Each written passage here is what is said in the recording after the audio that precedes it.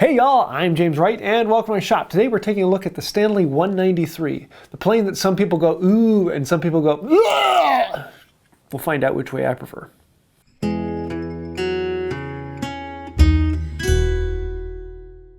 Okay, let me set the scene for you.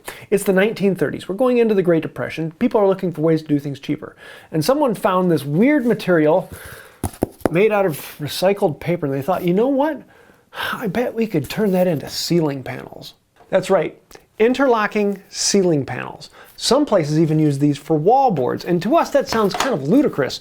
This is incredibly flammable. You just get any heat near this and your house is going to go poof. But they're fairly fast to put up, and when you compare them to the way ceilings used to be done with lath and plaster and hundreds of man hours,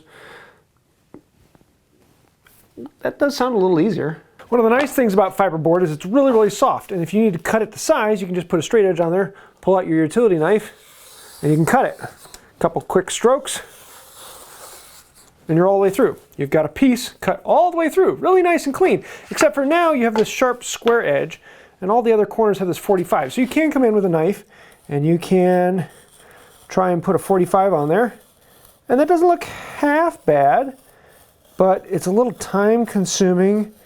If I need to do a lot of those, that's a little annoying. Then on top of that, these panels look, well, kind of boring. They're just squares. And if you got squares, I mean, they're like canvases. You want to do something in them.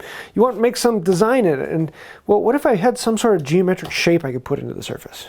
And that's about the time that Stanley stepped in and said, hey, we could make a tool for this. People are going to want to buy that, right? Because this stuff's selling like mad. So Stanley invented the 139. And it comes with all sorts of other parts. And I only have a few of the parts available. There's also a fence that you can put in here that would come out a little ways farther. There's a couple other weird cutters.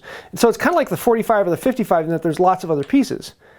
The weird thing about this is that the blades go in line with the plane. They don't go across it, they go along it. And that just feels kind of weird to the traditional plane user. But this wasn't designed for woodworkers, this was designed for people doing ceiling work. The most common blade cartridge to go in there was this one. It had two blades, and these are basically razor blades. They're just rectangular plates with a bevel on them. You can actually install razor blades. They do the exact same thing in there, and so if you don't have these, you can use the regular blades. And then it slots in here. This one goes into this back that locks down in, and this one goes into the front screw that locks down in. These two slide down into place, and then you can tighten it down in, and now you have this cartridge in. The cool thing about this design is there's these parallel slots, and so those go back and forth on there. So if I want to raise and adjust the height, the whole thing slides in and out. And I have this little depth adjuster here. I can raise it up and down and change the height I want, lock it down in, and then lock the whole blade down in here. And with one nut, this whole thing rides up and down. It's actually pretty ingenious. The second most common is this straight head, and so it's just like a spoke shave basically with the chip breaker that slides down in there, except for the blade comes out. And in this one I don't have the original cutter, so I have a small razor blade I put in there. You put it at an angle, and so now when this blade goes into the wood, it just cuts straight. So if I want to cut a panel of size, I can put in this straight cutter in here, slide it down in, and I can use this to then set it either at a high angle, or I can bring this up and set it at a low angle so that I'm not going to be hitting anything when the blade is in. But in this case, I want to do the cutting, so I slide it down in, tighten it up. I can grab a straight edge, put it on here, and if I had all the parts, I could actually use a fence to go on here. So lock this down, and we're just going to slide along that straight edge. And now I'm getting a really nice clean cut with that razor blade, and I can pop this off. I've got that left underneath. But now I've got that sharp corner. How do we get rid of that sharp corner? For that, we can take the straight blade attachment off. We can put on the beveled blade, lock that down into place, set the right depth we want on it.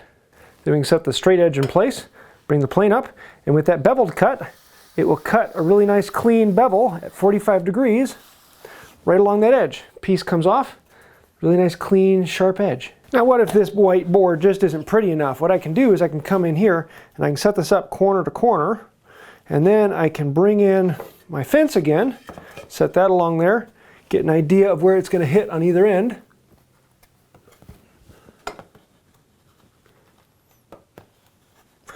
And then we can zip from one end to the other. And I'll get this perfect little groove out because I have two 45-degree cutters. This thing then pops out. Look at that. Nice 45-degree cut all the way across there. Then we can repeat it at a different angle. And I've got a cool cross feature on my panel. That looks a lot better than it did before. And I could do this in all sorts of other geometric shapes and lines and hashes and kind of kumiko designs. Some of you are going to point out that, ooh, that's not white on the inside. And yes, originally these weren't painted. They were all rough. And so you would come back through and paint all the surfaces. Nowadays, people don't care about doing the designs and extra cuts in there. They just cut it square. And so it's better just to paint it ahead of time. But if you want to do some designs and other features in there, then you might as well wait until afterwards and paint the whole thing. Plus, then it's cheaper. You don't have to buy it pre-painted. Now, when it comes to cutting straight, oftentimes it's just easier to grab a knife and a straight edge and go, swoop, and you cut it straight. Any monkey can do that. So a lot of times these are missing, as well as the fences, because a lot of people use the straight edges rather than a fence on there, because the fence might actually gar up the edge of the board. So it's kind of one of those things of, yeah, good idea, but that just does it better. When it comes to the V-cutting though, that's why most of the time when you buy these, that's the item that's in there, because that was the cool one. That one is actually really hard to freehand. To cut a V freehand is incredibly difficult to get a nice clean one. And to cut even the bevel on the side is difficult. And so in this case, this actually works really well. But then came World War II, and by the time the 50s and 60s rolled around, people got pretty smart and realized that this is a stupid idea. Not to mention there were quite a few fire accidents where suddenly the heat rising goes up to this perfect piece of paper and the whole house goes woof. Yeah, the old ones just kind of went out of style very, very quickly.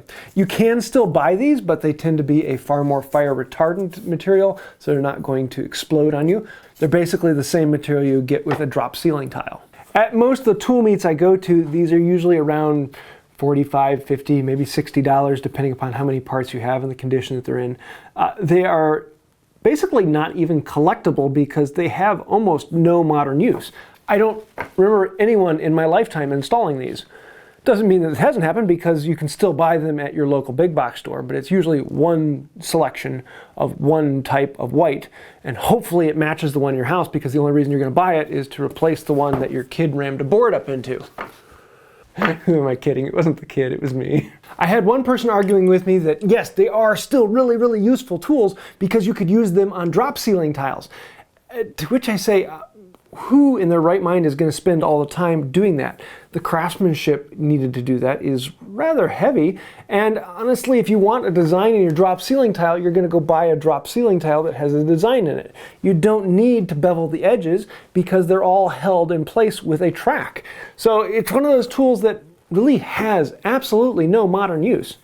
It was really well thought out. It's a functional tool with a really cool depth adjustment and functional ways of setting it up, and even this groove in the back that allows the excess to come off. It's a very, very cool tool, well designed, but it has no use. Very interesting tool that a lot of people love to hate. And if you really want to have fun and hear another opinion on it, go to Patrick's Blood and Gore. I'll leave a link to it down below. In the collecting world, there is a weird animosity and hatred towards this, which I kind of understand because it has no use and it's working with fiberboard, which is really annoying and irritating stuff. But you would kind of expect that to make it collectible, but it's really not. It really hasn't hit that age yet. It's not even 100 years old. The first ones were made in 1933, so got a little ways until they're 100 years old. But by that time, it might be collectible.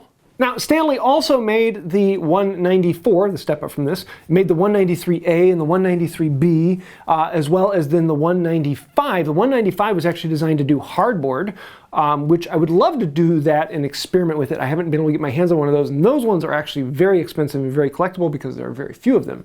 But in general, next time you come across a bunch of planes and one of them has the blades going the wrong direction, you'll know what it's for. It's a fiberboard plane. Should you buy it?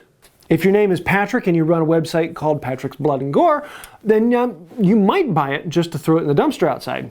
If you're a collector, it may take a chance on it. It may go up in value because someone's making a YouTube channel on it. Or it may go up in value because soon it's going to be reaching 100 years old and then they start to get a little more collectible. Or it may just be that worthless plane that will never again have a standard use. So why in the world would anyone want to buy it? A very interesting plane with a very interesting history. There are lots of tools in my shop that are made for one particular use, but you can still do that one particular use. This is a tool that was made for one particular use, and that use is gone. Makes it kind of interesting. Now, interestingly enough, a lot of those same things could be said about spill planes, but spill planes hold a very reverent area in the woodworking collectible world, which is kind of interesting because it has no modern use for today and creates no real functional thing other than the spills. But at least we still have the medium to work with this, whereas this doesn't even have that. I hope you like this. If you have any questions, thoughts, or ideas, things I forgot to mention, things I should have talked about, let me know that in the comments down below. I do read through all of them and I learn a lot from that. So thank you. If you want to have something there, let me know. If you have some question, I look through them and I answer as many of them as I can. Anytime you do put a question down below, I read through all of them and I answer as many of them as I can possibly get to. So thank you for that. And that does actually help out the channel. Anytime you put a comment down below or you hit the like button, the subscribe and the share and those things, any interaction like that does help out the channel. So even if it's just comment down below, thank you. That does mean a lot and it really helps this channel to grow. If you want to take it one step farther, there are a bunch of names over here. Those are all the amazing, wonderful, and benevolent people on Patreon, particularly Alex Adams at the top of the list. Thank you. He is the man. If you would like to find out more about Patreon and help out the channel, we do have special perks for that. We have links to Patreon down below, or you can click the little join button and become a member here on YouTube. And I think they'll do it for now. Until next time, have a wonderful day. You gotta really feel it down deep in your heart for a plane that can't even do what it's supposed to do in balsa. You worthless, useless, good-for-nothing, lazy thing?